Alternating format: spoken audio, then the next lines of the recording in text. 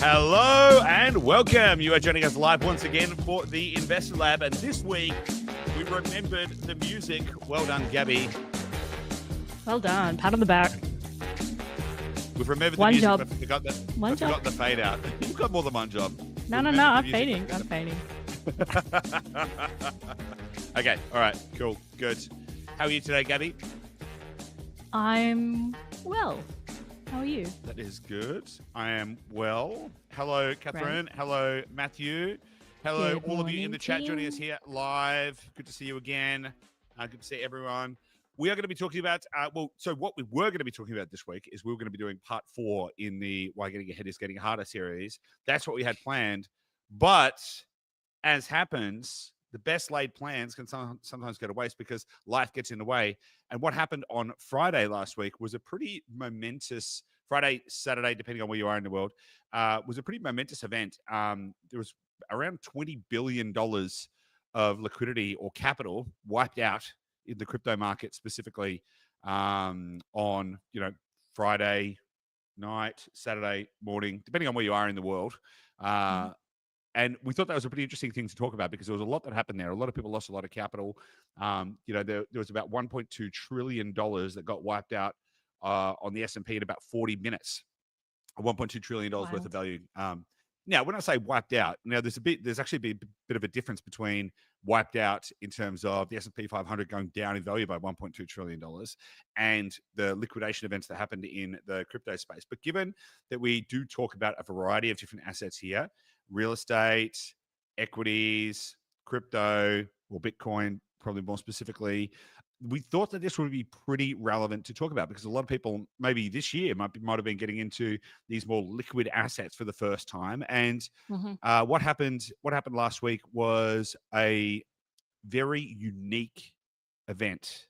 It was a flash crash, and the term black swan or gray swan could get thrown around pretty easily, given the severity and the magnitude of the issue that happened. I probably would not call it a black swan event because a black swan event would probably imply something a little bit more macro, but this is definitely a flash crash, which is what I would call it. And I think we can unpack some of that, why it happened, but also the impact of that, and also how to more broadly, like we're not going to sit here and do some kind of post-mortem on the whole event because the internet's full of that. What I really want to focus on more is how does this help you to think about being a better investor? Because I think there's a lot that can be learned from this. So we'll kind of talk about it a bit, but then I also wanted to kind of like zoom out a little bit and go, well, okay, how do we become better investors when we look at these kind of situations? Firstly, how does that sound to you, Gabby, before I launch into a story? That sounds good. Yeah, I think it's we wanted to talk about it because again, we wanted to zoom out as an investor and how we can approach these kind of events because obviously they don't happen all the time.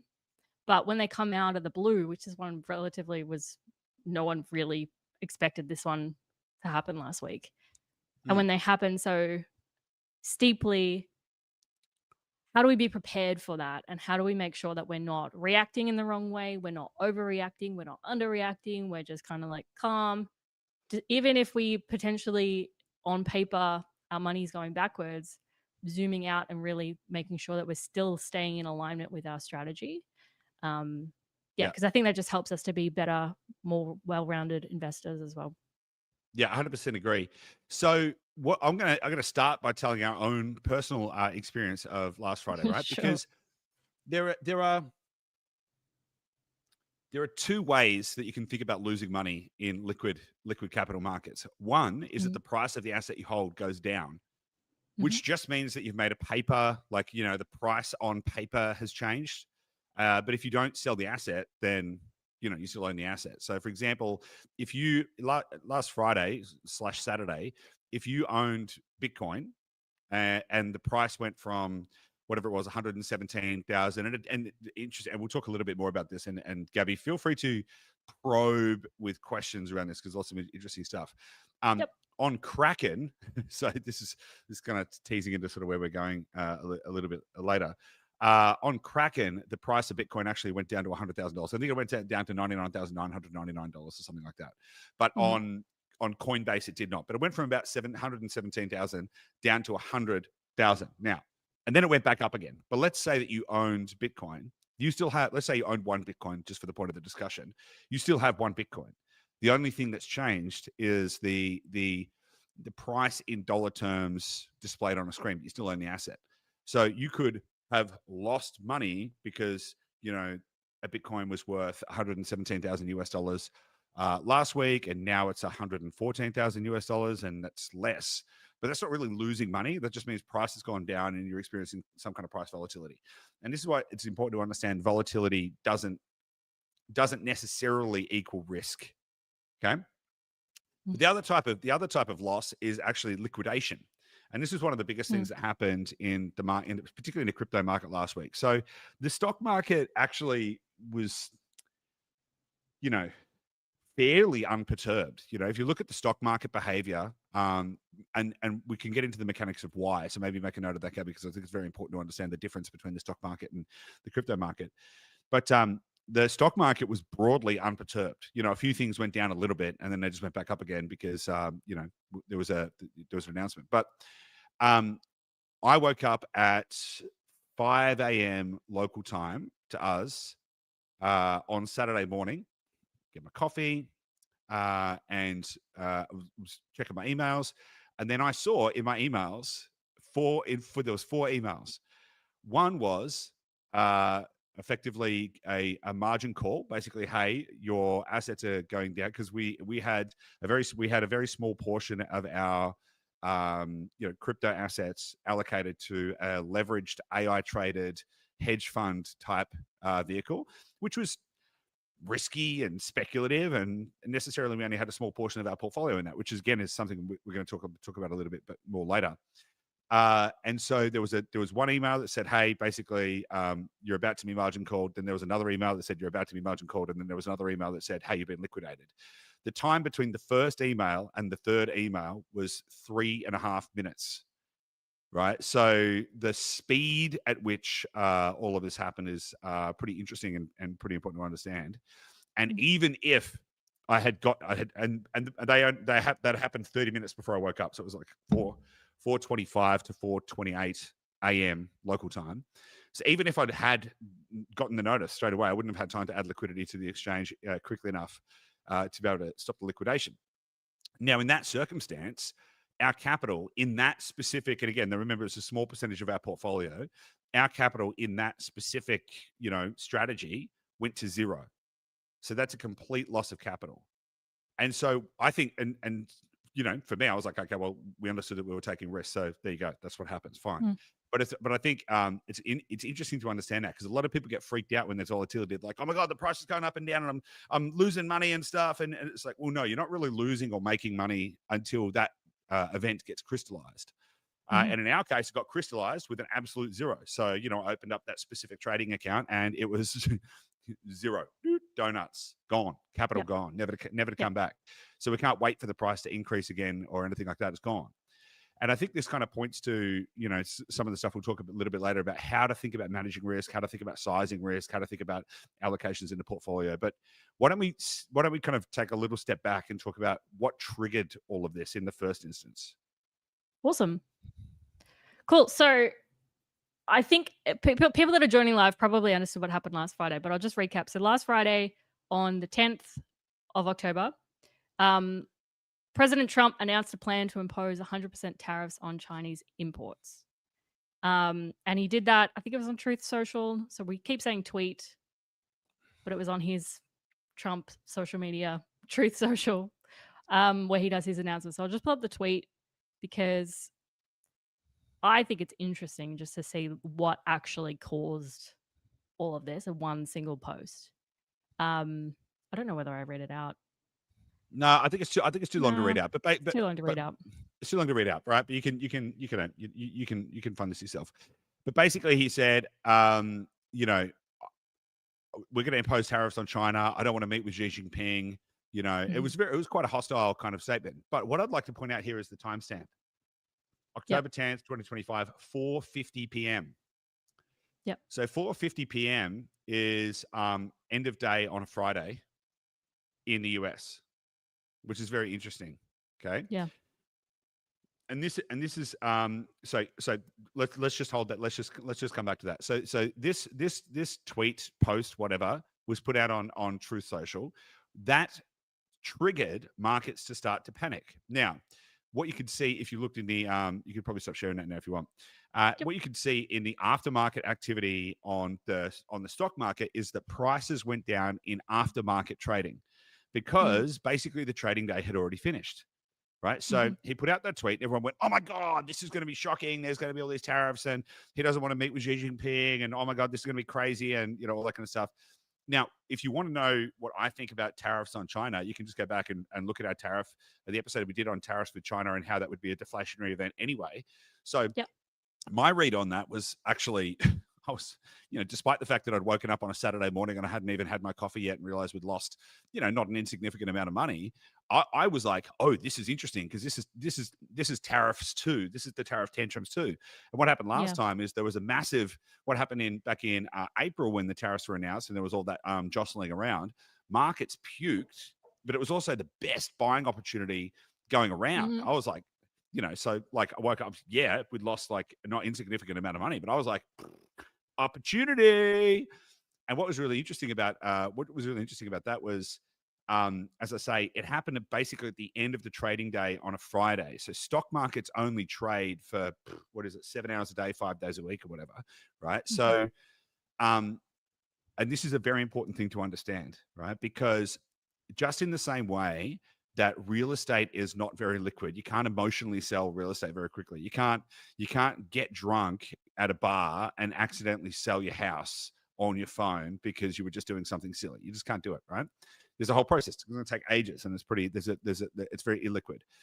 Um, Stocks and equities are more liquid, but only to the degree that you can trade them within specific times. In fact, I remember a friend of mine who had only invested in real estate and crypto. And he was asking me about AI equities and stuff, and we are talking about that. And he's like, "All right, I'm going to go buy something."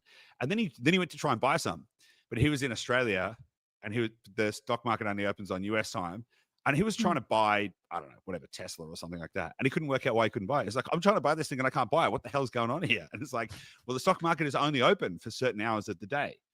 Now, again, this is a very important thing to understand because Mhm. liquidity is good, but actually enables emotionality. Mhm. So the stock market didn't really have time to respond. If the stock market was open 24 hours a day, I'm sure that there would have been more emotional selling and all of that kind of stuff as people tried to digest what Donald Trump's statements around, that would sort of potentially antagonistic towards China, what that might mean for the economy and all of that kind of stuff. But they couldn't. They just couldn't do it. They couldn't do it, right? So, but crypto markets trade 24/7, and in Mm. many cases they're very unregulated. So, that is both good and bad because if there's a bomb strike in the Middle East on a Saturday morning, the crypto markets can react and respond, and you can move capital around much more easily. Now, freedom of capital movement, I think, is generally a good thing. And I also know that equity markets are moving to a state where they're going to be trading 24 hours a day as well. So that's going to, they're going to become more Mhm. tokenized and all that kind of stuff. But it's very important to understand that that's also why the equity market didn't get affected as much. I'm going to come back to the crypto event, but by Monday, I think it was either on the Sunday or the Monday, Donald Mm. Trump had put out another tweet or something like that. Do you want to just bring that up? Basically Yep. saying, uh, Yep. Hang on. Yep. next one, yeah. There we go. Basically saying, whoa, guys, no. I wasn't trying to be, no, I wasn't trying to start anything. Don't worry about China. It'll all be fine. I really respect President Xi. Like we want to work together. The USA wants to help China. We don't want to hurt it and all of this kind of stuff. So basically a complete about face in sentiment from Mhm. what was perceived on Friday at close of business. Yep. So by the time the stock market was kicking back into gear on a Monday, everyone was going, "Oh, well, like things traded down things traded down in aftermarket, and actually we managed to pick up some we had some kind of dangling limit orders, so that allowed us to pick things up, but they rebounded really, really quickly. They didn't go down that much, and they went up quite a lot. So $1.2 trillion was wiped out of the S&P, but it bounced back rapidly, right? It was a complete nothing burger. Like if you blink and you miss it.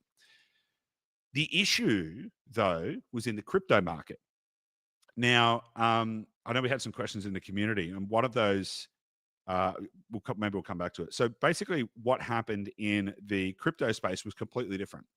So one thing people need to understand about the crypto market is that it is largely unregulated. So there are exchanges, and those exchanges are where you can buy and sell crypto. They depend. So in regulated equity markets, there's rules against a thing called wash trading. Now, wash trading is basically market manipulation. So if you are, let's just say that you're a platform, and I'm just going to say Binance. Now, this is not an indictment against Binance. This is not. I'm just using Binance because they're a large player. I'm just using them as an example, right? Yep. So let's say you have your crypto on Binance, and let's say that you take out a leveraged position. So you're let's say trading at 10x leverage. So you bought $1,000 of Bitcoin, but you've got it leveraged at 10x. So you had $1,000 and you leveraged it at 10x. So you bought $10,000 worth of Bitcoin, right? Now, who do you owe that money to? Who is the holder of that debt? Who's the holder of the liability? The exchange is, because you borrowed from the exchange. So once liquidity builds up on the exchanges, the risk to the exchange gets pretty high, because if everyone takes out leveraged long positions, i.e. they're taking out 10x leverage on Bitcoin or 50x leverage, or I've even seen some exchanges offering 250x leverage, which is crazy, right? It's insane. And let's say Bitcoin goes up, and then you want to close your position. Who's on the hook for all that capital? Well, the exchanges, Binance would be. And so what they periodically do is manipulate price so that it can liquidate the leverage positions. And what tends to be, and by the way, this isn't limited behavior to Binance, and I'm not trying to single out Binance or but this happens on all the exchanges. This is just how it works, basically. So what they will do is they will transfer capital from their balance sheet. So let's say they want to wipe out all of the leverage in Bitcoin, for example, right? So they might take a whole bunch of Bitcoin from their own balance sheet. They would move that to a market maker. So market makers are the intermediaries that kind of help smooth out market volatility by providing stable price access for large buyers, right? So you think of them as adjacent to the market. So they move their capital to market makers. The market makers would then manipulate the price by driving the price down or up, depending if they're trying to liquidate leverage long or leverage short positions. It would effectively wipe out the leverage, and then the exchange would also then buy back, like if they push the price down, for example, to wipe out the leverage long positions, because you got to remember, if you've got 10x leverage, the price only needs to go down by 1%, if I've got that right. Anyway, a couple of percent, and your position would be wiped out, right? And so what they'll do is they'll force the price down to wipe out the leverage positions. So then they remove all of the liability, so they now don't owe you any money. Plus, then they've taken your initial capital. Plus, then they can pick up those same assets at a cheaper price to fill up their balance sheet, right? And then what they'll do to wipe out the short positions is they'll also drive prices up. And so a lot of the price volatility that happens in the crypto space is actually exchanges hunting liquidity, right? So what they'll do is they'll look at because what tends to happen is people will naturally tend to coalesce around certain market points. Like people would agree that a price is going to go to a certain, so there would sort of be liquidation levels where you will see most of the debt is kind of capped at these kind of areas. And so they'll chase these liquidation levels and they'll wipe people out. And then they'll let the market run back to its kind of like normal, natural state. And this is how they both make money and protect themselves. Yeah. And this is a known thing that exchanges do, is it? Well, yeah, it's sort of well, I Like, I'm mean, sure they're not known. advertising that. It's not in their Yeah, I mean, marketing materials. But known is subjective, right? So I think a lot of yeah, people don't know. I think a lot of people don't know that that's what exchanges are doing. yeah, In fact, I would say it's probably not very well known. I would say like probably 90% of people don't understand that that's what exchanges are doing the yeah. vast majority of the time. Now, I don't know, for example, to what extent Coinbase does this because they are, the primary exchange in the US. There's a bit more probably scrutiny on them, but Mm, certainly off, non-US based exchanges or DEXs, so decentralized exchanges and stuff like that, they have much more kind of liberty to do these mm, kind of things. And Binance is the largest non-US exchange. It engages in these behaviors quite a lot. So no, I'm not singling out saying only Binance does this, but Binance yeah, definitely do this the most, right? And so the yeah. challenge is, but the sheer size of Binance means that that kind of price manipulation then floods through to the rest of the market. Now, one of the other things to understand is that the way prices get communicated across the market is using a thing called oracles.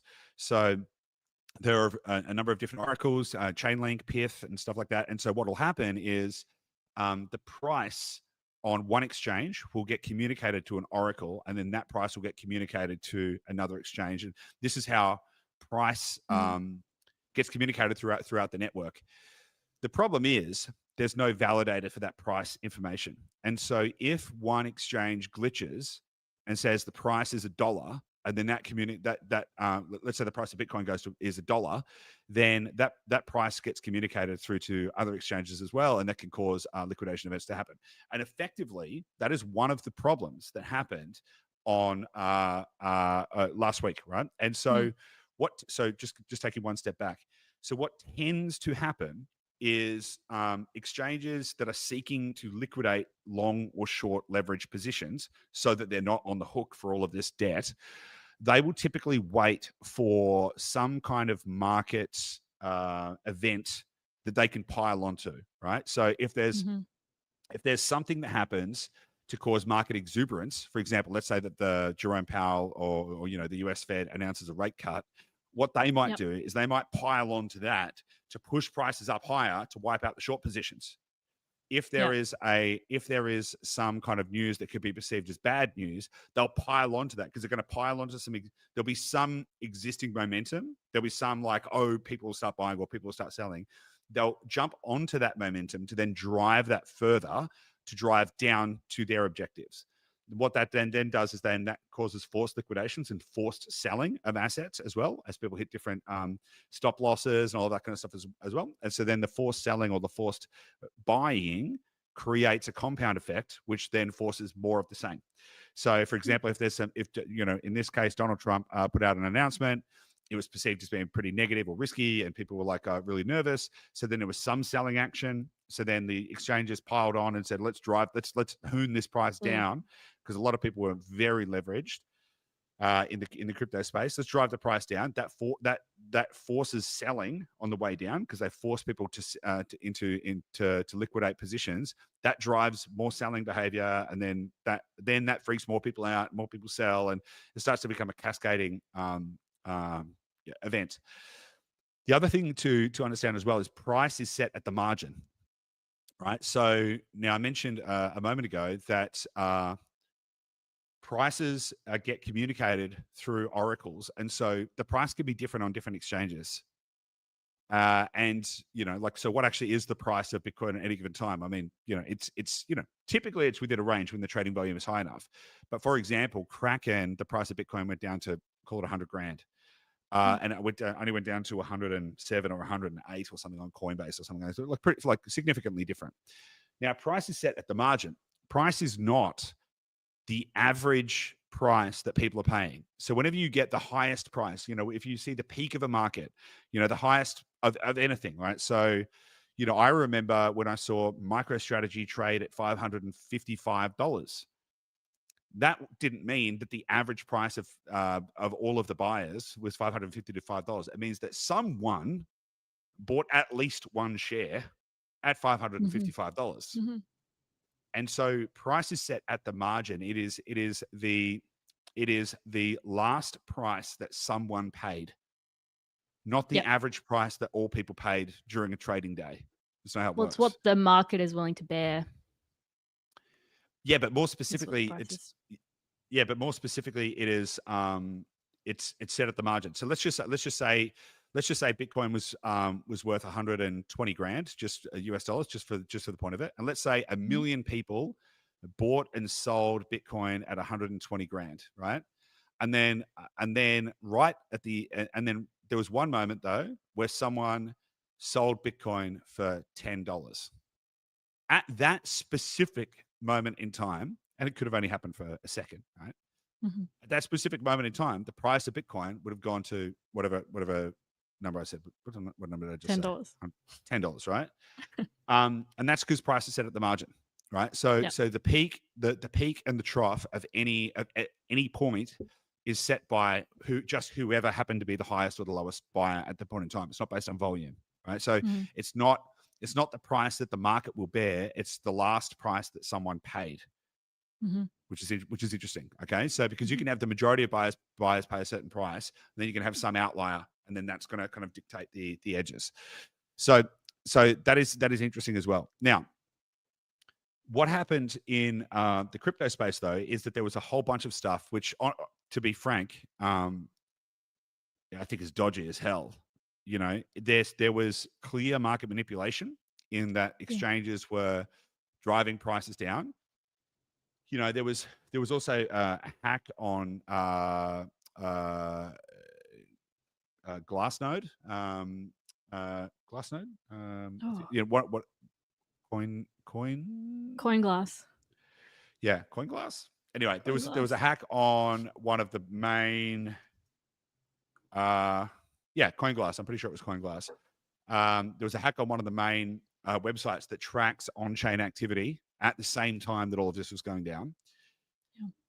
The oracles that communicate price through the network spazzed out basically, and so even people who had stop losses, and so a stop loss, for those of you who don't know, let's say you own something that's worth $100, and you might have a stop loss in place that says, if this thing ever goes down to $80, I want to automatically sell it, right? Mm. Before it goes any further. So you can have a stop loss. So that kind of helps you to stop your position. Now, that's obviously very useful if you've got leverage. Probably less essential if you are holding spot, if you believe in the asset, but that's another conversation. There were situations where people had stop losses in place, but rather than the price, say, moving from, I'll use Sui as an example, because Sui went from, I think it was let me just check my charts here actually. Sui went from $3.50 roughly to $2 in the space of, I think it was 40 minutes or something like that. So it's a very short period of time. Now, Yep. the problem was, now normally what would happen is price would sort of travel in a direction and then you would sort of hit a stop loss. But what actually happened in some cases, and this is not all cases, but there was definitely cases where this happened, where the price skipped over the stop loss. So let's say you had you had Sui at $3.50 and you had a stop loss at $3. The price went to $2 and it just skipped over your stop loss and then liquidated your position. So there were defense mechanisms that people had in place on these exchanges which didn't work when they should have worked. Now, there was also other breakdowns as well. So there's a thing called auto deleveraging, which is something I've only just learned about, which is very interesting, because there were people with short positions that shorted the market, and so one way that you can hedge when you've got leverage is let's say you're making a leverage bet to the upside, right, which has got a leveraged long position, and you're betting that the market is going to go up, but then you want to hedge your bet, right, a little bit. Then you can take out a leveraged short position so that if the market goes down, you still make money. Now, and there's different ways you can do that. I'm not going to get into the mechanics of how you structure longs and shorts and stuff, because you can position them at different sizes, and there's a whole bunch of strategies around that. But there were people that had short positions, which basically means that if the market goes down or the price goes down, they make money. There were people with leveraged short positions, that started to make money as the market went down, and they were going, all right, this is okay, this is good. And then the exchanges closed those positions, said, nah, we're just going to shut them down. We're not going to give you any money. Now, the reason for that, this is something that's called auto deleveraging, which is crazy, right? Because you're talking about like operating within what you believe is the appropriate mechanisms within the market to be able to hedge, leverage, and all of that kind of stuff. But I'll read out some definitions here. Auto deleveraging is a last resort risk control mechanism used by crypto exchanges when their insurance fund can't cover the losses of liquidated positions. So in other words, when a trader's leverage position blows up and there isn't enough collateral left to pay the winning side of the trade, the exchange automatically cuts or reduces the winning trader's positions to prevent the platform itself from going insolvent. It's the exchange basically saying, we can't find enough money to pay the winners, so we're going to forcibly close some of their profitable positions to restore balance, which is crazy, right? And there was a ton of that happened, right? So there were people that actually had profitable trades, and they had their profitable trades shut down and wiped so that the exchanges could stay solvent, because otherwise they might have gotten wiped out in other positions. Yeah. Which is wild, right? And this is all in the platform's T's and C's, I assume, but people don't read those kind of things. Yeah. Yeah, for sure. So, so what we had was, a we'll call it a tweet, whatever, a post that triggered some negative market sentiment. Then we had a pile-on of market manipulation that happened around that. Now, what's important, and then we had some kind of like structural breakdowns in the mechanisms on the platforms that caused prices to be misrepresented momentarily, I might add, right? So like temporary, momentary glitches, but those glitches and combined with the market manipulation caused forced liquidations in different assets, and even people that were in profitable trades were forced into liquidation so that the exchanges themselves didn't go insolvent. So that's all that happened, right? When I say that's all that happened, that's all the stuff that broadly happened, right? Now, the important thing to understand here is that this really only affected you if you were leveraged. Yeah. So if you just held Bitcoin, one Bitcoin's worth one Bitcoin. So it's all good. And the price might have gone up and down on a screen and whatever, but that's fine. You still get your Bitcoin. It's all good. It's only if you're in a leverage position. And by the way, I'll point out that there were people with extremely low levels of leverage, like 2x leverage and stuff like that, which is typically deemed to be ridiculously safe. That just got completely wiped out. There was pretty much no one that had leverage that didn't get wiped out. I in fact, maybe I'm pretty sure that pretty much 100% of the leverage got wiped out of the system, which is pretty unreal. And it came from a whole bunch of breakdowns of the platforms and the exchanges and all that kind of stuff. But what is very important to understand is that it was not a breakdown of the blockchain. Like, this wasn't a fundamental failure of crypto. This was market manipulation because the exchanges are operating in an unregulated fashion. And I hate regulation. But this is one of the side effects. Yeah, I was just going to ask on that, because we actually had someone in the community, Alex, shared, because it does all smell very fishy, because the timing, obviously, of those two posts and the rebound that happened, there are certain, I'm sure there's a lot of speculation, but a lot of people have made a lot of money in this past week, in that period. Yeah.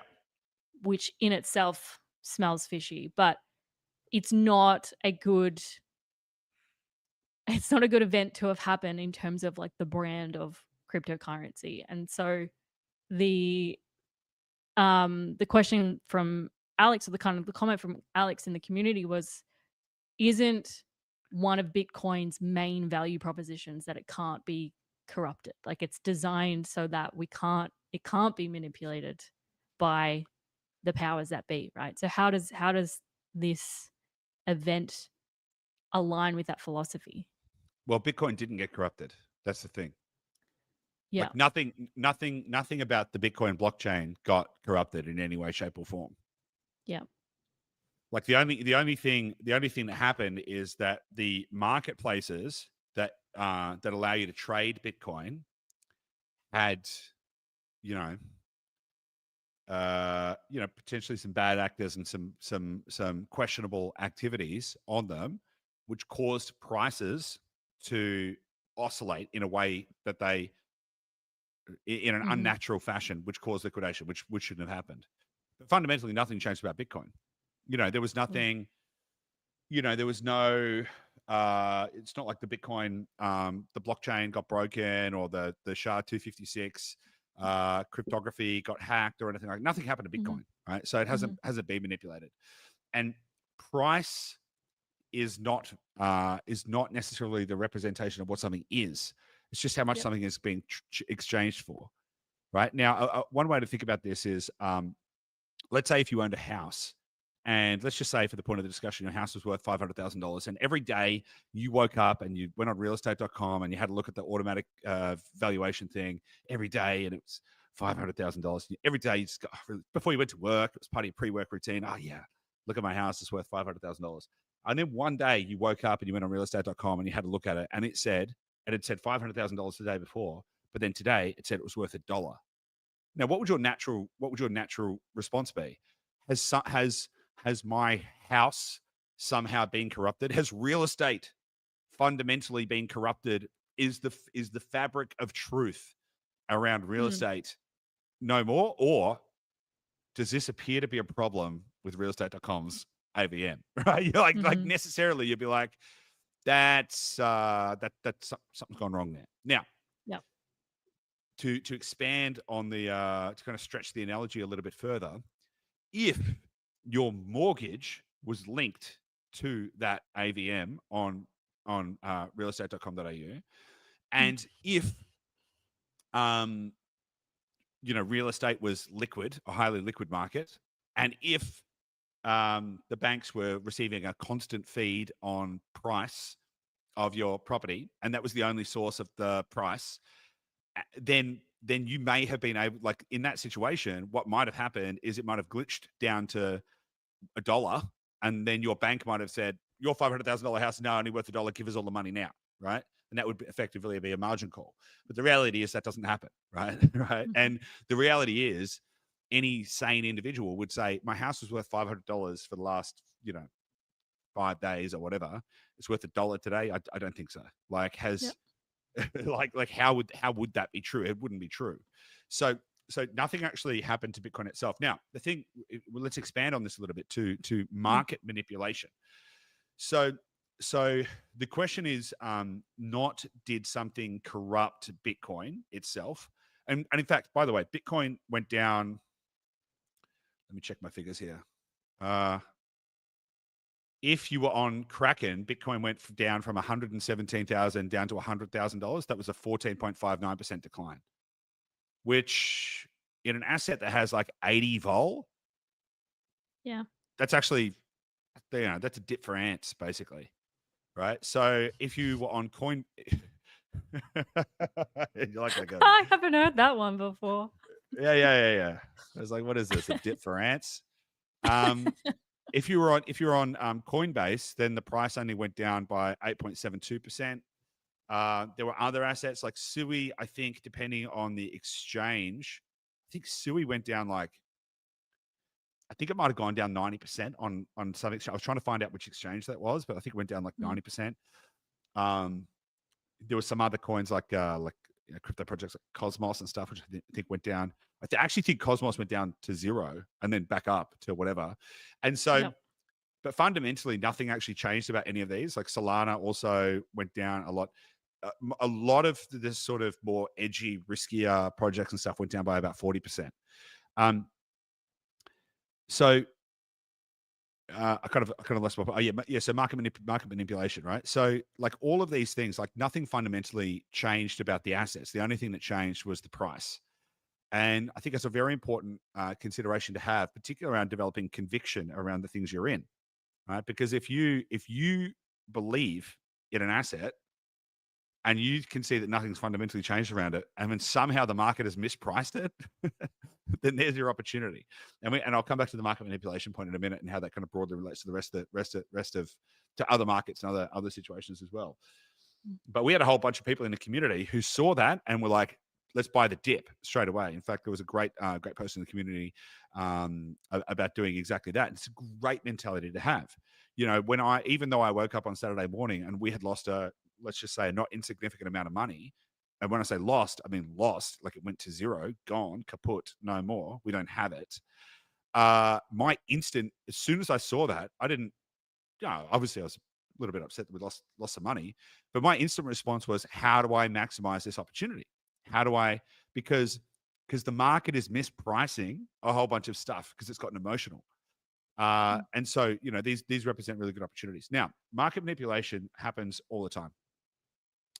So market manipulation happens in the stock market as well, but it happens less because it's got more regulation.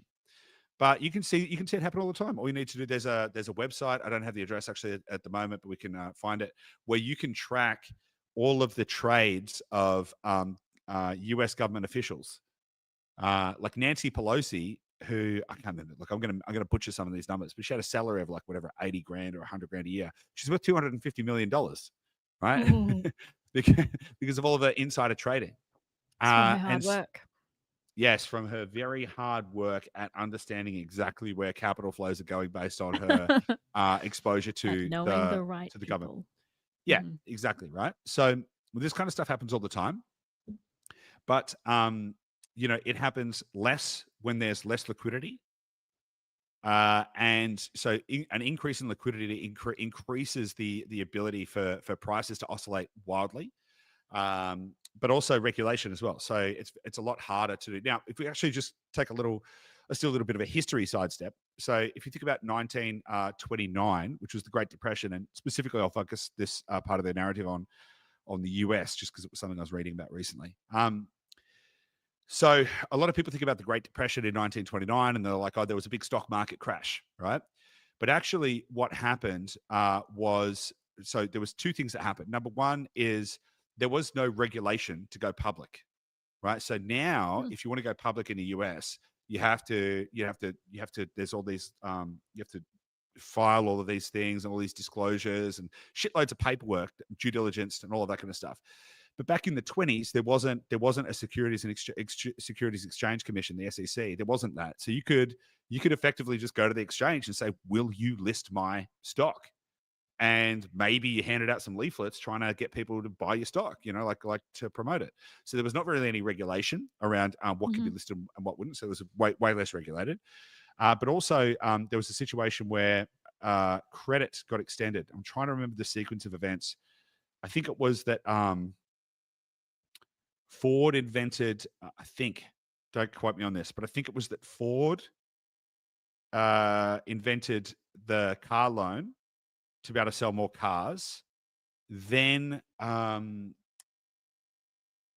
Sears Roebuck, I think it was, went, oh, that'd work for like washing machines and shit too. So, all right, you know what? We're going to start providing loans so that people can buy more consumer goods. And then I think it was Citibank. No, anyway, I can't remember the bank. There was a large bank that went, oh, this would work for equities as well, right? And they went, awesome, we can do this. And so what happened then is they started offering leverage on equities, and you were able to get 10-to-1 leverage, right? So 10x leverage on equities when it was completely unregulated. You didn't have to file, all of the different, due diligence paperwork and stuff to get to. There wasn't all the oversight, and so brokerages and stuff started popping up on every corner because it was just a money-making machine. It was just like you could just collect all this cash. And all of that was like part of the contribution factor to the run up in the stock market in that period of time. And so what's happened since then, particularly since the 1930s and 1940s in the US, there's a lot more regulation in the market. And then, other countries have effectively copied the US equities model. So if you look at the European model, the British model, the Australian model, it's very, very similar to the US model in terms of, regulations and disclosures and managing wash trading and all of that kind of stuff. And so we see a lot less volatility. Plus the trading hours are shorter. So, let's say Israel bombs Iran at 6 p.m. on a Tuesday, but then by 6 a.m. on Wednesday, they've kissed and made up and said it's all good and we're not gonna fight each other. The emotional roller coaster between those 2 points in the stock market, you would probably find almost no price movement because it's all happened outside of trading hours.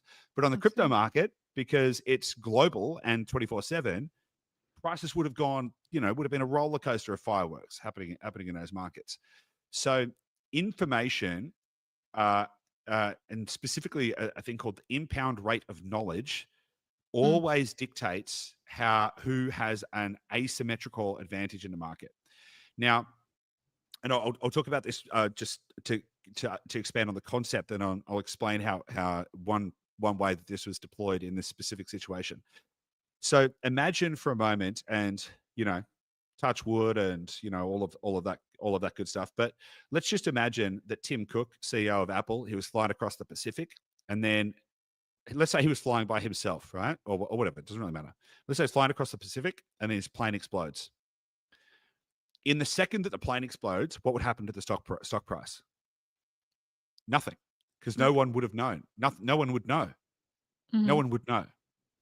Now, if you were the first person to find out that had happened, you would have information asymmetry. You'd have an information advantage. You would reasonably be able to assume that the stock price is going to go down. So you could either start selling your equity if you wanted to cash out, or you could open a short position, and you could short Apple stock or something like that. Then every person subsequent to you who learns that information, their advantage diminishes until the point that the market broadly has digested the information of people, and the information is reflected in the price, right? And the speed at which that information transfers from the point of establishment, right? So like wherever it is, so the plane, for example, in this case, to the market, that is the impound rate of knowledge. That's the speed at which it goes from the event to the market. Is called the impound rate of knowledge. Now, what's interesting about this in terms of manipulation is that someone opened a extremely large short position. I think $300 million. Don't quote me on any of these facts or figures. I've heard it was a minute before Donald Trump posted that post on Truth Social, and I've heard it was 30 minutes before. I haven't fact-checked either of this, but it's somewhere between a minute and 30 minutes before Donald Trump put that post on Truth Social. They opened up, I think it was a $300 million short position, or I think they opened up several short positions, but they opened up one at that point in time. How did they know that? How did they know to open up such? And by the way, it was a new wallet that got opened up. It was a brand new wallet that got opened up, just basically to run the short position, which is crazy. The end state is they made $190 million out of that trade. They closed all the positions, I think. It was within half an hour after. Yeah, I'm pretty sure it was like 40 minutes-ish, right? And because they put on a short and they put on another short, and then they closed out their positions, and they netted $190 million in profits in less than an hour. How would it be possible to accidentally get that timing right? And maybe let's just say that there's a possibility that you could get the timing right. The possibility that you get the timing right with enough conviction that you'd put on a $300 million short. Come on. Right. And so there's always market manipulation, and there's always information asymmetry in every single market. And that's just something that, that's just something that we have to contend with. Now, in the real estate market's a little bit different. Perhaps, like, let's just use an example. Perhaps you've got a friend who works as a town planner somewhere, and you're having a barbecue, and they just happen to, and you say, "Oh, what are you working on?" And they say, "Oh, well, there's this whole big basket of land over there that's zoned agricultural. Yeah, I'm working on this big project to rezone it as residential. It's probably going to take about 5 years to do. We've just started now, but yeah, we're pretty sure it's going to go through." that would, and if you had that information, you could then go start buying land there because you would have information asymmetry, right? Now, to what extent is that market manipulation? To what extent is that insider trading? To what extent is that these things happen all the time? The easiest way to navigate through this, though, is to number one, to be diversified. And when I say diversified, I don't mean diversified amongst 100 things. I mean, you want to have a portion of your wealth, a decent portion of your wealth in real estate, and then some in crypto and some in AI, right? Because you want to be able to ride all three different directions. How do you put it, Gabby? Something that's uncorruptible. I can't remember. Okay. Something that's undisruptible, something that's uncorruptible, and something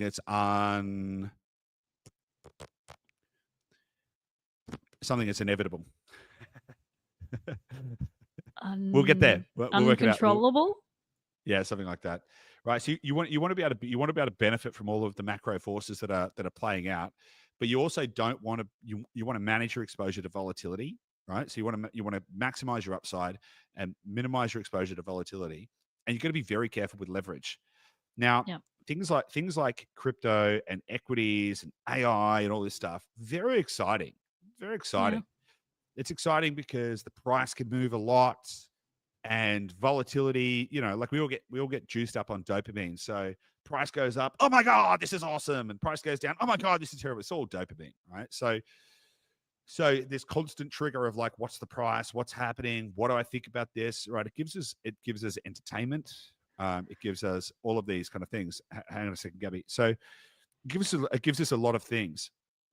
But what you also want to but I lost my train of thought there for a second. So it's very exciting, and it's very exciting when you see the prices go up. So, for example, like Bitcoin has gone up 70% in the last 12 months. You're like, oh my God, this is all very, very exciting. Oh, I want to make lots of money and all that kind of stuff. But you got to remember, these things come with a lot of volatility. So the average volatility of equities is roughly twice the volatility of real estate, and the average volatility of crypto is roughly 4 times the volatility of equities. So, you have to have a certain stomach for it. And you also need to be prepared for the fact that prices might go down, and they might go down a lot more than you want, and that you may accidentally pick the wrong thing. You don't have those risks with real estate. And so when people hear me say things like Australian residential real estate offers the best risk-adjusted returns of any asset, people get confused by that because they're like, oh, but Bitcoin's got a CAGR of, whatever, 100%. And, like all of these things. Yeah, sure. But when we talk about risk-adjusted returns, what we're actually talking about is the combination of risk of loss plus maximal upside, stability, all of these different things that form effectively a Sharpe ratio, risk versus reward. Now, I woke up on Saturday morning and saw a not insignificant amount of money get wiped out, and the time coding is that it happened in about 3.5 minutes. I've never woken up on any morning ever to get an email from a bank saying they've suddenly liquidated our real estate. And I don't know anyone who has, right? Because it doesn't happen. It doesn't happen like that. And so you can get significantly outsized returns in Australian residential real estate if you know how to play the game. And you have such minimal tail risk, right? So you have upside biased volatility that typically ladders up with a floor. So it goes up and then sideways, and then up and then sideways, not up and then down and then up and then down and then up and then down. It doesn't do it like that. It's less of a zigzag and it's more of a staircase. You have much more stability, which means that you can actually safely take out leverage and expand your capital. Because one of the reasons that people use leverage is to expand the returns on their capital. If you've got $100,000 and you invest it in something and it goes up by 10, and you invest 100 grand in something that goes up by 10%, great, you've made 10 grand. If you've got $100,000 and you invest it with 10x leverage and it goes up by 10%, you've made 100 grand. You've doubled your money. Now, this is the benefit of leverage. Now, and what we've seen here is that leverage in highly liquid assets, which can be exposed to market manipulation due to unregulated factors, or even in the equity markets, which are more regulated, can still be incredibly volatile, can wipe out your capital. And that money that you wanted to turn into more money can go to zero, not just go to less. It can actually go to zero. Whereas you don't have that in real estate. And if you know how to play the game in real estate, which is obviously what we've spent nearly 7 years dedicated to investing millions and millions and millions of dollars in helping our clients to do is so that people can capture that upside without all of this emotionality, without all of this risk, without all of this volatility, or without worrying about what Donny J wakes up on a Friday afternoon and starts posting about. Donny J. You don't have to worry. Yeah, Donny J. You don't have to worry about it, right? Because the attributes of real estate that people sometimes rail against, the fact that it's slow, stable, boring, Yeah. illiquid, these things that people say, oh, yeah, Bob, real estate's just boring. It's actually one of the strengths. That's why you can leverage against it. That's why you can leverage at 10%, at 90% LVR, right? Right. You can leverage Yep. at 90%. You can leverage at 90% LVR, and you can sleep pretty well at night, knowing that you're not going to wake up one day and suddenly have your property liquidated from underneath your feet, because it just won't happen, right? And so I think that this is a really good opportunity for people to remember why we are talking about these assets in these ways. We've always said that number one asset is Australian residential real estate. Because why not commercial? I'm on a bit of a diatribe here, Gabby, so just give me a bit of let me just run. So, not commercial real estate, because commercial real estate is going to expose you to the risks of business, like the existential risk of business in a world where AI is disrupting everything. So not commercial, because it's got you're introducing a whole bunch of new risk factors. Residential has a structural underpinning that you just cannot deny. We have a chronic shortfall in houses. And we have a chronic increase in population. Now, that's all well and good, but that creates a structural underpinning that that creates a perpetual bid underneath residential real estate. You don't have the volatility if you can use leverage, and if you make sure you buy the right property in the right place at the right time, aligned with your individual strategy, you can significantly expand your capital. The average return on invested capital that our clients get in the first 12 months is 67%. 67% return on invested capital on average, right? So some people get more, some people get less. But also over a 3 to 5 year period, once you start leveraging the equity that you create and buying more assets, you create sort of an infinite money glitch where you're cycling more capital into more assets and leveraging that, and that can significantly outperform even something like Bitcoin, which is touted as the best performing asset class of the entire history. You can significantly outperform that, and you don't have the volatility risk of some of these other assets. Now, that being said, I'm still a big believer in Bitcoin. I'm still a big believer in investing in AI. But there's a reason why you want to make sure that you're preserving capital. The number one rule in investing is don't lose money. And the number two rule is look at rule number one, don't lose money. So the goal isn't what can I find that's going to give me the highest possible return. It is how do I manage risk so that I can minimize the chances of myself losing money, so I can maximize the chance of myself making more money. Paul Tudor Jones, I'm sorry to keep waffling on here, Gabby, but Paul Tudor Jones, one of the best investors of all time, I think he had one down year in the last 30 years, and the down year was like 0.75%, okay, which is almost nothing, because he follows the rule of like don't lose money. Now, has he always had the highest returns? No, he hasn't. But he's always made sure that he had positive returns, and those positive returns actually helped him to amass to become one of the most successful investors in history. Now, if you have a 30% loss, it takes a 45% gain to regain that 30% loss, right? So if you do pretty well some of the time and then have a 30% loss, I won, I was up 4 years in a row, and then I lost 30%. It's like, yeah, okay, well, you need to make back 45% to get back to that. So you need to make sure that you've got a stable and strong portfolio that doesn't necessarily just chase risk. Yes, you want to chase opportunity. Yes, you want to make sure you're capturing the tremendously transformational macro forces that are, we're experiencing in our world at the moment. But you also got to make sure that you're playing it relatively safe. Now, back to our example. Typically, I would not use leverage in anything liquid like crypto or equities. We had an opportunity to participate in this AI traded fund, and we knew it was risky, so we put a couple of percent of our portfolio, liquid portfolio, in that. So when we lost it, it was kind of like, our portfolio had just gone down by a couple of percent. Like it was not, it's kind of annoying, but it's like, move on, right? It wasn't 20 or 30 or 40 or 50 or 60 or 60. Like we're not betting the farm on these ideas, and we're not going out and just taking out a whole bunch of leverage and leveraging up different assets. And you really need to be careful when you're playing around with leverage. So anyway, that's my little diatribe, Gabby. Yeah, I wanted to. I'm glad you went towards risk because I think it would be good to chat about that a little more. Yep. Particularly your thoughts, I guess, around taking profit, because I think, as you said, in these asset classes, a lot of people listening to this have come to us probably aware of like property investing, but then maybe over the past year thinking more about these different assets. But there is a lot of dopamine involved in that. And so I think a Yeah. lot of people, they get returns, particularly this past 12 months, getting returns, they're riding that high up.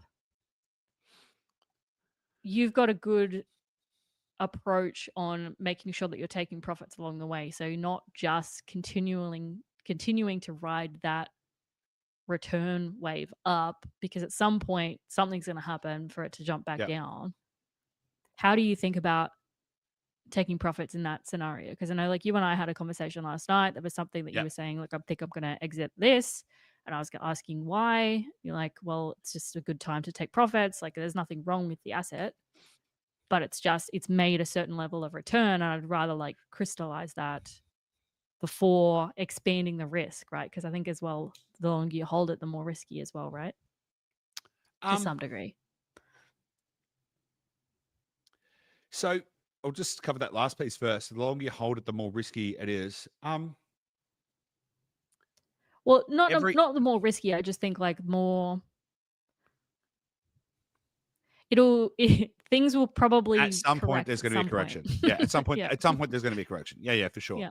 And I think I was talking to you the other day that I had been thinking that the market was due for some kind of correction event at some point. And I'd been wanting to get a little bit more into cash than we had been, because like you have price corrections, and so you want to make sure that you're capitalizing on that. Now, I do think about taking profits a lot, right? Because you never know how right you are. You only have your best understanding of your thesis, right? And so I'll talk about this in a couple of ways, because I think it's a very important consideration. Let's start with real estate. So let's say you've got a property, and you know that it's worth $350,000. So you have a high confidence that it's worth $350,000, and somebody makes you an offer of $500,000. What do? You take the offer. You're like, that's way more than I think it's worth. Great, let's go. Perfect, let's do it. Assuming they can get finance and all that kind of stuff, right? Or they can do that. Because the market is pricing something higher than it probably should be valued, and that happens all the time. People think. Go on. No, I was just thinking, and in that example, like, you may have a good asset in a good location, and it may be on track to grow to 500,000, but it may take 2 years to get to there. So you're able to capture the future value today. Yeah, absolutely spot on. Absolutely spot on. People think that price equals value, but price does not equal value. Price just equals what someone has paid, right? That's it. That's all that is. And so you're exactly right in your example there, that you may own a $350,000 property, and you may own it in a market that is still growing. And you might be like, I'm in a great market. This property is going to grow to 500 grand in the next 2 years. I'm very confident about that. But someone's offering me 500 grand today. Take the money. Awesome. And even then you could maybe even decide whether to buy back into the same market, or at a cheaper point, or whatever. Like, you can do something else with the money. Now, I'll give a specific example on this. So I distinctly remember back in November when I saw MicroStrategy trade to $555. It was a short spike, and I could see that the NAV premium was ridiculously high. And I remember saying to you, Gabby, like, I think we should sell this because the NAV premium is the highest it's ever been, and this is crazy high. And then I thought, you know what? I'm just going to sleep on it overnight. I'm just going to think about this for a moment. I woke up in the morning and the price had gone down dramatically because the market had realized that it was overpriced. Now, it has not returned to those prices. It will eventually get back to those prices, but it could take another year or so. So, Mhm. there's a big lesson in that. So taking profits, I think, is really, really important. And the way that I like to think about taking profits is, it's not about losing faith in an asset. It's about deciding, do I think that this asset is still currently fairly priced, or do I think the market is priced it is higher than it should be? And Mhm. in which case, I can capture additional upside. And by the way, you can sell high and then wait for it to revert back to a lower price and then buy it back again at a lower price and just have more of it, right? It's fine. You can just do that. Mhm. But understanding market dynamics and understanding when something is potentially a little overpriced, a little toppy, it doesn't mean sell it all. It just mean sell a little bit. So so there's that. But then there's also, I think, you have to also think maybe you're in a great asset, but let's say it's gone up. Let's say you bought something like, we bought Rocket Lab at $12. In fact, for full transparency, that was actually what I was talking about last night about trimming the position of. We bought it for $12. It's up 450%. I think Rocket Lab's an amazing company, but I could also see, based on the relative strength indicator, that it was overpriced. We sold it at $71. I woke up this morning, it was 67. So great, perfect, awesome, happy days. And we sold roughly 10% of what we held, but it's up 450%. And we'd already taken out our initial capital. So we're in that for nothing. We invested some Mm. capital. It went up a lot. We took out our initial capital. So now we're just playing with the tables money anyway, but we can trim the position. Trim 10%. It goes up again by, whatever, another 12, 15% or whatever it is. And you get back to your position and it keeps growing. So taking profits can be a way of managing risk rather than just kind of keeping all your eggs in one basket, because at some point the price may revert and you don't know what the future is going to hold. So capturing some of those profits is smart. And you could sell 10%, 20%, 30%, whatever you think is sensible. I also like the idea of taking out your initial capital. So if you've bought an asset, or if you bought an asset or something, let's say you put in 10 grand or 100 grand, if it's real estate or whatever the number is, and then you've made 100% gain on that, then net of taxes and all of that kind of stuff, you could take out your initial capital, and then you're just playing with the tables money. So let's say you buy a property. Let's say you need $150,000 to buy a property, and then you buy a property and it goes up in value by enough that even after all of the taxes and fees and everything like that, you can sell it, and you're left with I don't know, 300 grand, for example. You can take out your initial 150 and then play on with the other 150 and then go do something else with your 150. You can buy another house, right? And then you got two deposits, right? You go buy two houses, you turn one house into two houses, or you could go put that 150 grand somewhere else as well. I will continue to bang the table and beat the drum that Australian residential real estate, when done right, it provides the best risk-adjusted returns. Like we've seen, the amount of people we've watched become millionaires is awesome. We've helped people create over $288 million worth of wealth, right? And not one of them has been margin called, right? Not one of them has woken up to a freaky liquidity event or had been shaken out by some tweet that's happened. Has not happened. It has not happened, Yeah. right? So it's a tremendously powerful way to build real, genuine wealth. But yeah, so the other, so one is understanding when the market is pricing your asset higher than where the current present value you believe should be, taking advantage of that opportunity. The other one is trimming risk. So if something has had a really strong run and you're like, well, at some point it's probably going to mean revert a little bit. Let me just take some of that off the table now, so that when the price does go down at some point in the future, I feel good about it because I've already taken some capital off the table. Taking out your initial investment at a certain point. So once you've made enough gains on an asset so you can take out your initial investment, that allows you to just be really comfortable to just go, I can own this and anything can happen to it because I'm now playing with the tables money, basically, right? So it allows you to not have as much emotion tied up with the things that you own, because it's like, we have the same with Palantir, Rocket Lab, MicroStrategy. Like pretty much everything that we've ever bought has gone up by a ton. And once it's gone up by enough, I take out our initial investment so that we can go buy other stuff with it. And then it's like, okay, we only have profit sitting on the table, right? So, which is a very, very good way of doing it.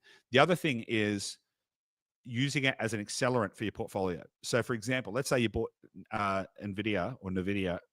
Let's say you bought that 3-4 years ago, whatever, and you got the massive price run up. Awesome, cool.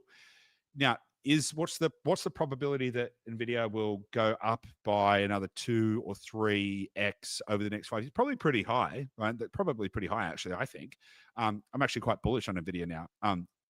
Constantly kept saying, I think I'm too late, and now I think I'm just convinced that it's going to keep going up. Not financial advice. Go do your own research. But the point there is that might go up by, you might have experienced it go up by 10x, for example, but then now you're looking at it and you think it's going to go up by 3x, and you think that you could take 20% of that capital and go put it somewhere else in something that's going to go up faster than 3x. So then you can use it as an accelerant in your portfolio by taking some profits. And this is the smart way to diversify. So to continue to look for earlier opportunities that will give you asymmetric upside, and then take some of the profits of your other winners, and then use that almost like seed capital, almost like venture funding to seed capital, to start to seed other parts of your portfolios to find those opportunities. And by the way, that includes taking profits out of things like, let's say you bought some crypto thing and it went up by 10x and you turned 10 grand into 100 grand. Awesome. That could be a deposit for a property, right? So you can then take that and then go buy something else that's worthwhile. And that's also, a lot of people talk to us and have talked to us, and we've done episodes on it. People are struggling to get enough capital to buy real estate. Australian residential real estate is freaking sick. Like, it is such an awesome asset class, but it's bloody expensive to get into. And so a lot of people say, well, how do I get there? Because you can't save your way into it anymore. So the way that you need to get into it, if you don't already have the capital, is you need to invest your way into the deposits you need for real estate. So you can use things like equities and crypto and stuff like that as a stepping stone to get you the capital you need to be able to invest in real estate. So then you can sort of move from, let's just say like a higher risk, higher volatility mode to a lower volatility mode. And it doesn't mean you need to take all of it. So you might invest capital, then you might make $150,000 or $200,000 of wealth in, let's just say, crypto, for example. And you might take 150 of that, go put it in real estate, and keep 50 on the table in crypto, so you can keep working to build those gains as well. So you can do all of these kind of things. I think you can own a good asset and understand that it's okay to trim the position is what I would say. Because what you want to look at is, how are you building a portfolio that is going to give you strength, resilience, and returns to not only beat your hurdle rate, but also maximize your exposure to the greatest forces that are going to transpire over the next few years, and maximize those returns. So do you think that satisfactorily answers that? Yeah, I think it's really valuable, because as an investor, it's a really critical skill to know how to take profits and how to know when to take profits. Because you think about, the focus is on the when to get into the market, and it's less about like when to get out of the market. But you think about the realities of your actual investment returns that are crystallized, not just on paper. The 2 points are when did you buy, what for, and when did you get out? Yeah. What for? Sorry, keep going. Oh, no, I was just going to say, because I think like someone left a comment earlier about a lot of people, particularly that were really highly leveraged in crypto, have had a really tough past week with what happened in the crypto market, because they were way over leveraged. And I think particularly in this day and age, there is hype and dopamine around trying to like make as much money as we can, and we learn those skills, but we're not necessarily also taught. We don't learn the skills of how to know when to exit as well. And so we end up in these riskier situations because we just don't know what to look for to exit in a way that kind of caps our downside along the way. What were you going to say? I was going to say that everything is a trade, and people forget that. Like, people say things like, I'm not a trader, I'm an investor, which is good, because effectively what you're saying is, I have a long-term mindset, right? Fine. So I appreciate that, and I respect that, and I think that's good. I think you need to have a long-term mindset and not a short-term mindset. We can also talk about that in a minute as well. We should, let's make sure we talk about zooming out and having a long-term mindset as well. Yeah. But everything's a trade. People say, I'm going to buy this thing and I'm never going to sell it. Well, why'd you buy it? Why'd you buy it? Like, because if you bought anything on the premise that it was an investment, right? If you bought anything on the premise that it was an investment, then the presupposition is at some point you will exchange that for some other form of value. Now, you may buy a home, You may buy a home and say, well, this is not about the financials. I'm buying this home because I love it and I want to keep it in the family forever. I want to, I want our family to own this land or this whatever for centuries to come. Maybe that genuinely, and that could genuinely happen. But that's a different kettle of fish. That's not an investment, right? That's not what we're talking about. Everything is a trade. Every single thing that you own is bought to at some point be sold or to in some way be liquidated. So thinking about your exit is important. And I think there are a lot of people who just say, I'm just going to buy this thing and I'm going to hold it forever. Real estate particularly. I'm just going to buy this real estate and I'm going to hold it forever. Okay. Look, real estate's a little different because you can hold it for a really long time and it can produce a whole ton of cash flow and you can do all that kind of stuff too. But at some point, you're probably going to sell it, right? And so you should be thinking about at what points does it make sense to sell it? Like, do you have a price target, right? If you bought a property in 1990 for $100,000, right, and it was now worth $2 million, would you consider selling it? Maybe, right? So maybe you could go buy something else.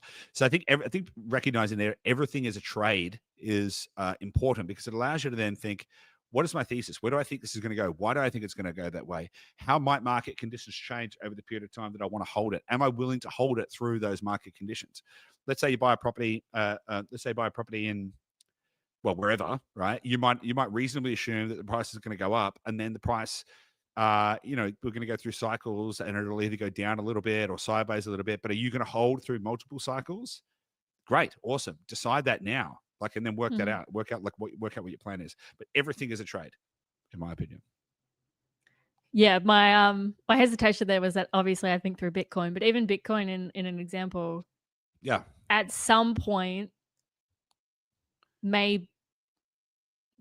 fiat may completely collapse anyway, and then we only end up with Bitcoin and we trade Bitcoin for food and water and totally. whatever, you're going to trade it. You're going to trade it at some point, yeah. If you're never, Bitcoin's a great example because people like hodl, right? You're just going to hold it forever. Yeah. If you plan to never, ever, ever, ever trade or sell your Bitcoin, then all you have got is an expensive collectible. That's it. Mm-hmm. Like you've just got a trinket that you're looking at, going, "Oh, isn't this nice?" Now, you might want to hold it for a long time. That's fine. It's all good. You may only want to trade small amounts of it, right? That's fine. But you're still going to trade, pragmatically, you're still going to trade it for something at some point, right? Mm-hmm. So, yeah. So, lessons. Yeah. So long-term mindset as well, right? I think it's really, really important because, all kinds of things can happen in all kinds of markets, by the way, including the property market. All kinds of things can happen. But if you zoom out, it actually gives you the perspective that you need in order to become a really self-secure investor. Because if you look at the Bitcoin price chart on the 1 minute chart, you're going to see that it's going all over the place, right? It's going up and down. It's all over the place. It's crazy. But if you zoom out to the 1 month, or zoom out to take a 5-year view, what you'll see is an asset which perennially goes up and to the right with a couple of little blips, and you'll notice that the blips are relatively small considering how far up it goes to the right.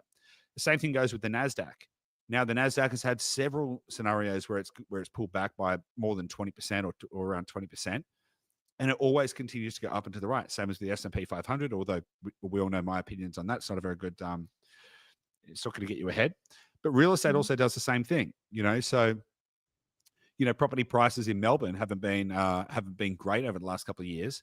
But if you zoom out, you'll see that the trend is strong, right? And so if you have a clear understanding of the fundamental drivers of the thing you're investing in, and you can take a long-term view and you can zoom out, that allows you to not be bothered by the day-to-day fluctuations of the market.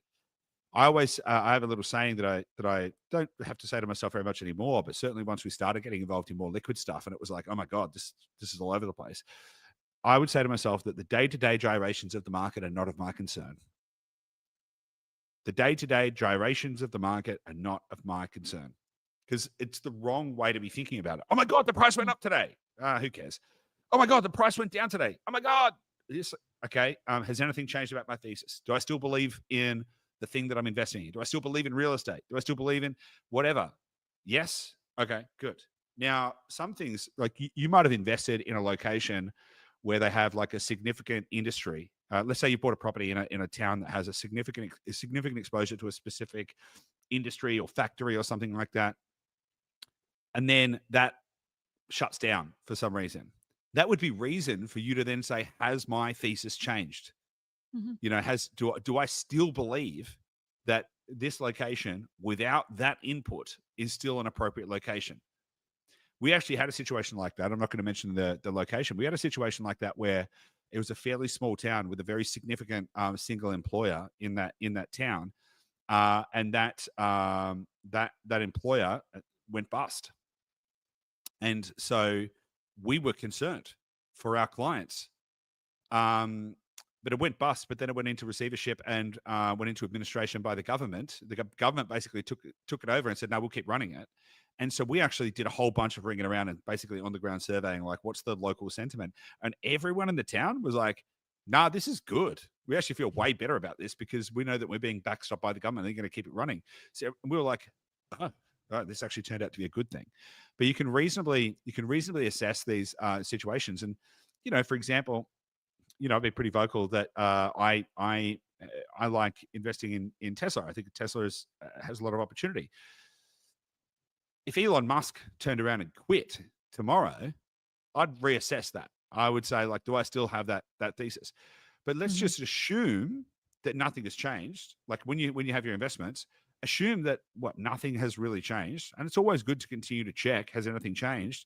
And if the only thing that's changing is the price, but nothing else has fundamentally changed about the asset, you probably don't have anything to worry about, right? And that allows you to stay calm. That allows you to, you know, navigate through all these different market conditions, market cycles, all that kind of stuff, and just stay calm, because it's emotional investing is not going to get you anywhere, right? It's only going to cause you to overtrade, oversell, do all kinds of different stuff. It'll cause you to you know, sell high, buy low, all of that kind of stuff, rather than taking an objective point of view around, you know, really getting in at the right times, running into a burning building. I heard a great phrase the other day. So there's these concepts, particularly in you know, equities and crypto and stuff, of support levels and resistance levels. So typically what you'll see is like the price will go down to a certain point that's called a resistance, and it'll bounce off resistance, and then it'll go up to a certain point. So the bottom is called support. So it'll go down to support, right? And it'll sort of bounce off support, and then it'll go up, and it'll try and go up, and then it'll hit resistance, and then it'll sort of come down again, and then it'll trend down towards support. And so it kind of oscillates between support and resistance. And then eventually you get a breakout and it goes up above resistance, and then you're in price discovery where it's like, oh my God, now it's going up, right? And then just typically when it runs up. I had this great phrase the other day, which I loved. Everyone's a gangster until it's time to put a buy order on support, right? So basically it's everyone's a gangster until it's time to buy when the price is low, right? Because everyone's like, oh my God, the sky is falling, right? And it's like, well, actually, no, it's the right time to do it. But everyone freaks out, you know, everyone freaks out, and they're like, you know, we experienced this, you know, from the earliest times in Dashdot. We were identifying locations which we could see that the markets had become underpriced versus their fundamental basis and opportunity. And effectively, you know, to use some colloquial parlance, people thought they were shitholes, right? And we were like, no, this is good. And we had so much resistance because people were like, oh, no, I would invest in this other place over here, which is shiny and nice and fancy, and, you know, everybody else says it's cool, and I want to go there. And it's like, yeah, because they think it's cool, it's already overpriced. But you need to go to this other place over here. And a lot of people early on were quite nervous about that. And by the way, clients still get nervous when we're doing this kind of stuff because they're like, why should we buy there? And then 12 months later, 24 months later, they're like, oh my God, that was the best thing ever. But you have to be prepared to run into burning buildings. But the only way you can do that is by zooming out. And if you zoom out, it allows you to stay calm. It allows you to identify opportunities for price asymmetry. It allows you to continue to invest and play the long game, and allows you to actually become a much better investor. On the staying calm bit, I obviously in our community we noticed quite a bit of buy the dip mentality, which is awesome. Yeah, which is so cool. Which is awesome. Much better than freaking out of like the sky's caving in on itself. Yeah. But there is also an element there of like, don't just buy because it's in a dip.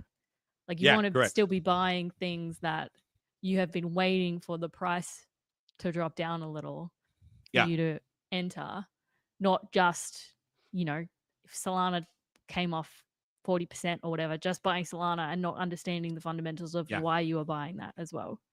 Yeah. Correct. Yeah. Correct. Yeah. It's a really good point. And this is where you have to develop conviction and understanding around the thesis. You shouldn't ever buy anything just on price. Yeah. And in fact, there's a lot of price bias fallacy that happens in the market as well, where something might be, let's say, I don't know, Berkshire Hathaway stock, I think at one point was a couple of $1,000. So people wouldn't buy that, even though it was potentially a good investment, but they'd buy something just because it was cheap. And that happens in crypto all the time, where that people see Bitcoin and it's whatever $120,000, and they'll be like, "Oh, that's really expensive."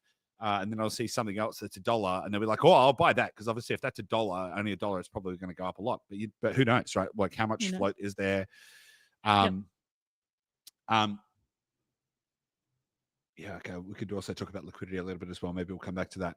But buying on price is not a good idea. In fact, I'll use MicroStrategy as an example. So we bought a bunch of MicroStrategy, but it's been going down. And if I was buying the dip, so to speak, I'd be like, "Ooh, price is going down. How good? Let's keep buying MicroStrategy. It's below its 200-day moving average. Oh my god, this is so good. We should buy that." But also, its NAV premium's been compressing. So Yeah. I'm like, and there's until I see opportunity cost there, right? As well. Because for totally. you to go and buy MicroStrategy right now, you have to be convinced that that's the best way to, best place to put our capital. Yeah, versus anything else right now. Yeah, which if under certain conditions, if you just thought the market was mispricing the opportunity, then yeah, great, awesome, like rip into it. My concern with strategy is that with the expansion, this has been my concern ever since the kind of explosion of DATs, the digital asset treasury companies, that the NAV premium might get sucked out of MicroStrategy and get sucked and more just distributed across a broader market of digital asset treasuries. So until that thesis becomes disproved, right? So now I have a thesis that the NAV premium is being sucked out of MicroStrategy and being dispersed around a broader market segment. Until I have evidence that thesis is wrong, I won't be a buyer, right? So, but by the same token, if I had a thesis that said, "Hey, this is going to go up," and the market priced it down, and I couldn't see any reason that thesis was wrong, I'd be a buyer, right? So you have to develop these ideas. Same thing with real estate. It's like a lot of people freak out all the time. Oh, the prices are so high; they keep going up. They can't continue to go up. Well, I mean, if you zoom out, what you'll actually see is that for the last forever, that's all they've done is go up. That's the only thing they've consistently done is go up over time. And so if you then combine that understanding and then go, okay, well, that doesn't just mean buy anything anywhere. Why would prices continue to go up? Because just because prices have gone up doesn't mean they'll continue to go up. That is not a good reason to buy. But it helps you to understand, like, is there a structural trend here? What might be causing that? Why might this be behaving like that? What would be the things that would be driving this? If you look at residential real estate at the moment, as we talked about, structural undersupply of housing, structural oversupply of people.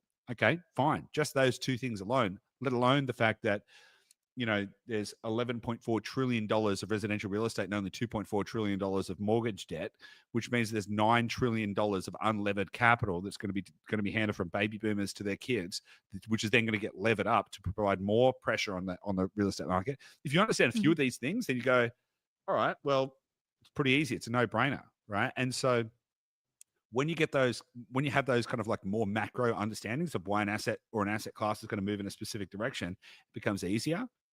But then you've also got to continue to question your thesis. So let's say Australia turned around and said, we're changing our policy. We're going to have net zero. We're going to shut off immigration completely. We're going to have no more immigration. And in fact, we're also not going to renew the visas of any student visas. And, basically we're going to decrease our population. right?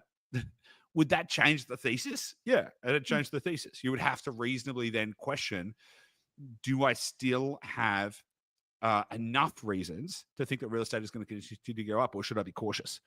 Now, obviously, that's a pretty like the likelihood of that happening is pretty slim. But this is why you need to develop a thesis. You need to be able to continue to assess your thesis, and then continue to allocate capital in the most appropriate way based on that. Cool. Sweet. Great. Whew. What do you think? What do you think about this episode? Cool. Valuable. I think I like the ones when we comment on something that's happening in the world, because obviously you and I live in the same house together and we're talking about this stuff. So it's just helpful to like share our perspectives with the community specifically. One thing I actually remember we talked about this week that I wanted to highlight, because you are, I'm not going to say anti-cash, but you're not bullish on cash. You're bearish on cash, holding too much cash. I'm bearish on fiat. Yeah. But in these, again, coming back to buy the dip scenario, it is sometimes helpful to have some powder dry so that you can deploy it when dips arise as well, right? Yes, correct. And in fact, I'm just grabbing something.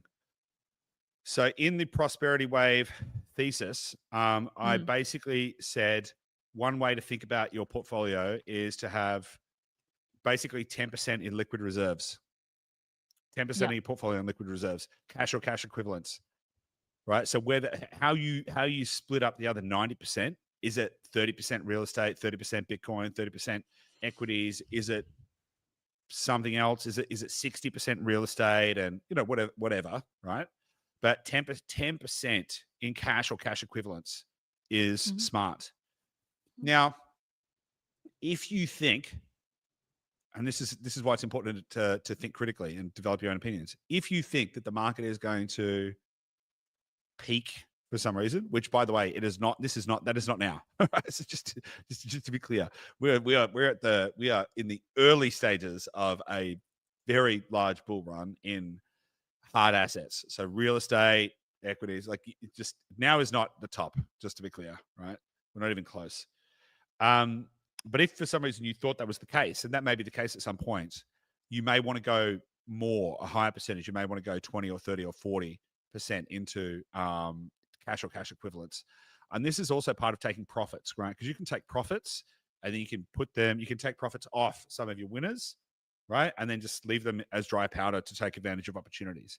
Now, yeah, I mean, unfortunately, we had less than 10% in liquid reserves in the last little bit, because I frustratingly wanted to capture more opportunity, more upside. But I think 10% is good. I think in a general scenario, I think 10% is good. Yeah. Did that answer your question? Yes, it does. Okay, great. Awesome. Cool. Great. Sweet. Anything else you want to cover off before we wrap it up for today? No, I think that's it. Okay, awesome. Well, guys, hopefully you found this useful. Hopefully you found this interesting. Hopefully you've got some lessons out of this as well. Obviously, it was a pretty interesting event last week, but high level, I think actually it teaches us a lot of things about how to manage risk, how to think about leverage, how to think about volatility, how to think about asset allocation, making sure we're building portfolios that are strong and resilient and powerful, rather than portfolios that are overtly exposed to a whole ton of risk. I mean, personally, I'm excited by it. I think, by the way, wiping out all of that leverage actually means that there's more upside left in the market. Like, she's actually taking a lot of risk out of the market. So I think that's good. Unfortunate for a lot of the people who lost, potentially everything for a lot of people, which is obviously, not good. But yeah, hopefully a lot of lessons for you guys learn out of this. And I'm excited for next week. Cool. Yeah. Awesome, guys. Thanks for joining. We'll see you next week. See you next week.